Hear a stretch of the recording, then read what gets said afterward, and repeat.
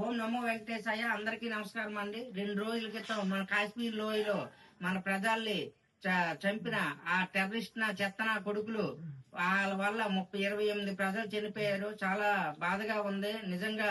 ఈ రాహుల్ సౌరభ్ నిత్యాన్నదాన సత్రంలో ఇలాంటి రోజు చూస్తాం అనుకోలేదు. చాలా బాధగా ఉంది. ఒక నిమిషం మౌనం పాటించాము.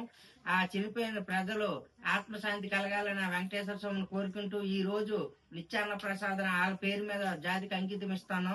నిజంగా అమర్ రహే చనిపోయిన ప్రజలు, చనిపోయిన ప్రజలు అమర్ రహే, అమర్ రహే.